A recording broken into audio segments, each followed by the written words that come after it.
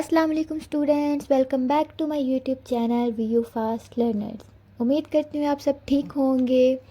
तो आज हम MCM 101 introduction to math communication का लेक्चर नंबर 2 स्टार्ट करेंगे, जो कि early math communication and printing technology के बारे में है कि प्रिंटिंग कैसे आई, इसको कौन लेके आया, प्रिंटिंग की ही सारी हिस्ट्री है। जैसा कि हम जानते हैं कि सबसे पहले प्रिंटिंग आई, उसके बाद रेडियो आया, फिर टेलीविज़न आया। तो इस तरह हम बारी बारी इस सब्जेक्ट में हर एक चीज़ को पढ़ेंगे, ठीक है। सबसे पहले हमने जैसे कि पिछले लेक्चर में भी पढ़ा था कि जब दो अफराद आपस में बातचीत कर रहे होते हैं, वो भी कम्युनिकेट कर रहे होते हैं, ठीक है। और लार्ज ऑडियंस तक जो हम अपना पैगाम, अपना मैसेज लोगों तक पहुंचाते हैं, तो उसे क्या कहते हैं हम? Mass communication. So we know understand the sending message to a large number of audience using technology is known as mass communication, ठीक है। आगे हम इसके कुछ एलिमेंट्स, मैस कम्युनिकेशन को डीपली स्टडी करने से पहले हम इसके कुछ एलिमेंट्स देख लेंगे। सबसे पहले कि जैसे अब प्रिंटिंग आया था, तो प्रिंटिंग के बारे में हम पढ़ेंगे। तो प्रिंटिंग कहाँ से स्टार्ट हुई?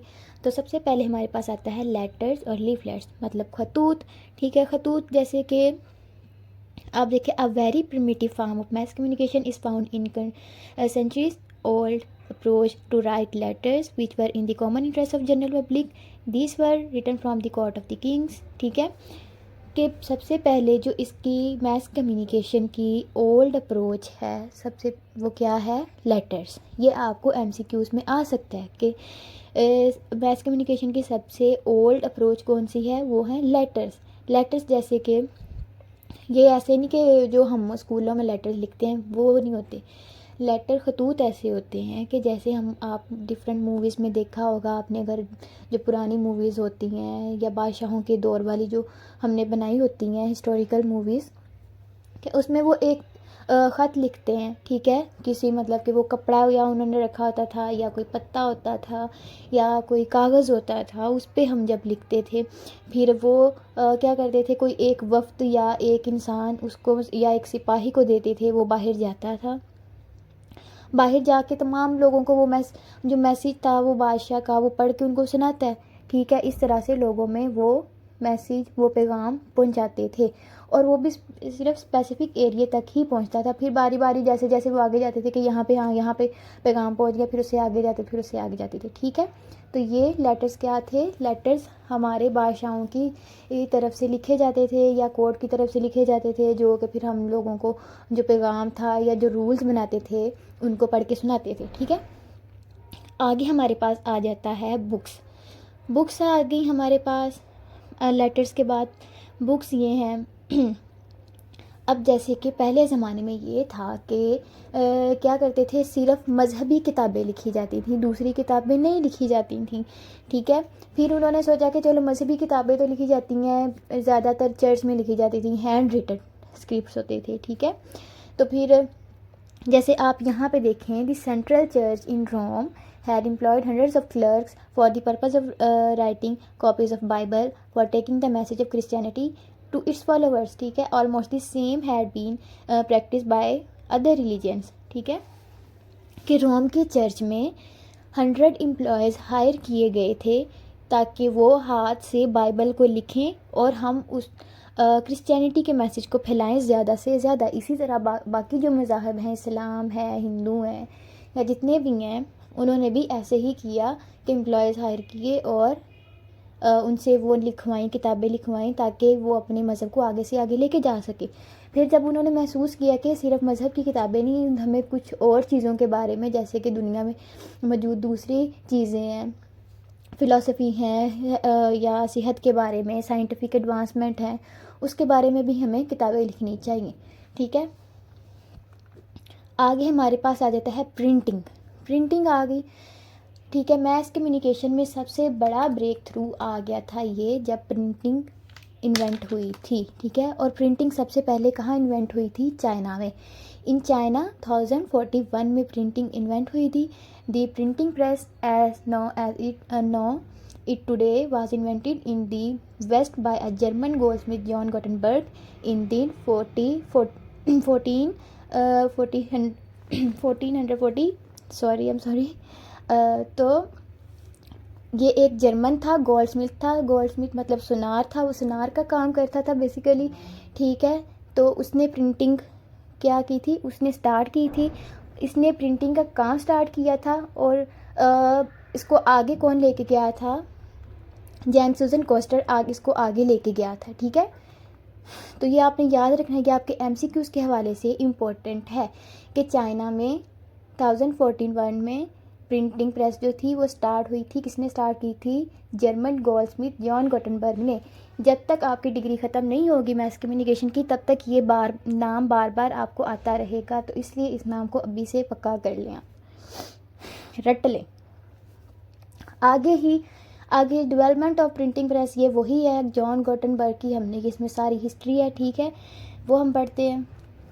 तो इसमें हम देखते हैं the original method of printing was block printing, ठीक है, pressing sheets of paper into individually carved wooden blocks, ठीक है। ब्लॉक सबसे पहले कौन सी प्रिंटिंग आई थी, ब्लॉक प्रिंटिंग।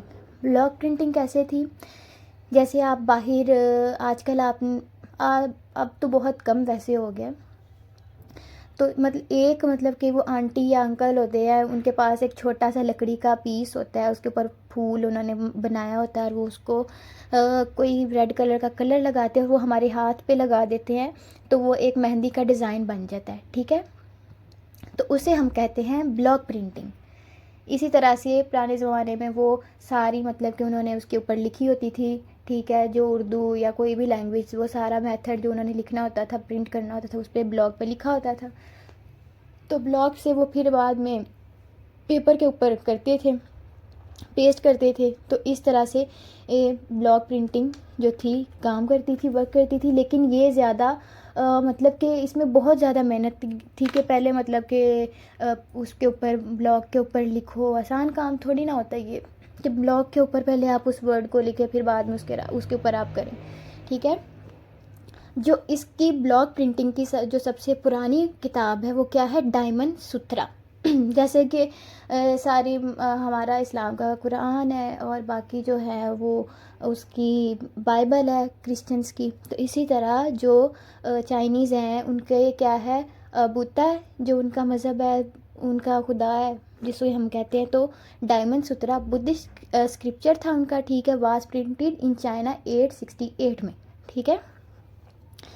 आगे आ जाता है the use of movable type. Movable से आपको अंदाज़ा हो रहा होगा कि मतलब कि जो चीज़ मूव करती है, ठीक है, हिलती है, जिसको हम इधर से उधर मूव कर सकते हैं। Movable type in printing was invented इन 1041, ठीक है, बाय बी शेंग इन चाइना।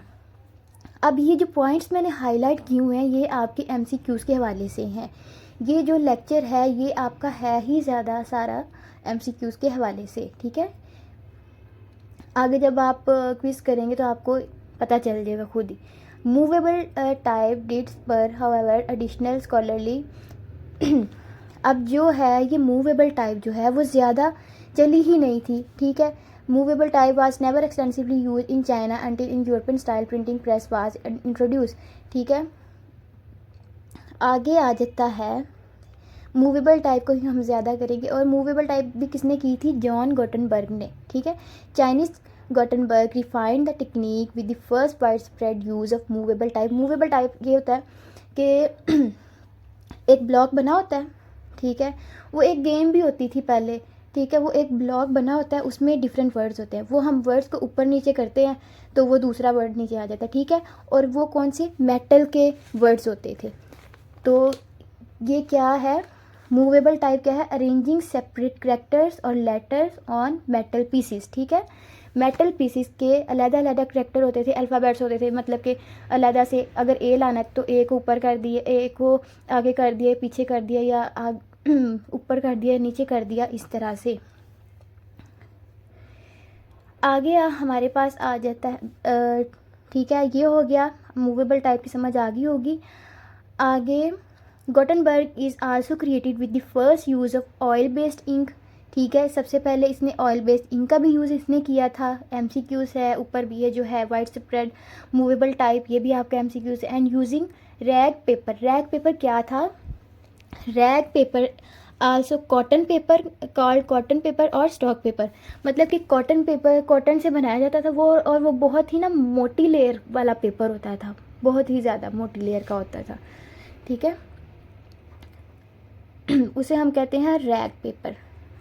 आगे यूरोप में चाइना फिर Muslim who had a paper mill in operation in Baghdad as early as 794।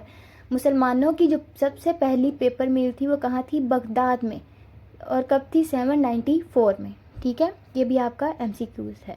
आगे 1440 Gutenberg had work as a goldsmith. तो हमने जैसे मैंने आपको पहले ऊपर भी बताया कि जॉन गॉटनबर्ग पहले क्या था? एक गोल्डस्मिथ था, सुनार था, वो सुनार का काम करता था। इसलिए वो सुनार का काम करता था तो उसे मतलब कि अच्छे तरीके से वो वाकिफ़ था कि कैसे मतलब कि वर्ड्स बनाने हैं या मेटल के वर्ड्स को बनाना है। जैसे कि आप देखते हैं कि कोई भी मतलब कि अगर जाता है सुनार के पास, वो कहता है कि हमारे इस वर्ड का वो बना दें, हमें लॉकेट बना दें, ठीक है। तो वो हमारे वर्ड का ए जैसे RS इस तरह से वर्ड हमारे बना देते हैं। तो उसको इस पे कमांड है थी जॉन गॉटनबर्ग, तो इसलिए उसने मूवेबल टाइप जो थी वो बनाया था, सबसे पहले इसने यूज़ किया था। और आगे आ जाता है impact of printing. Impact of printing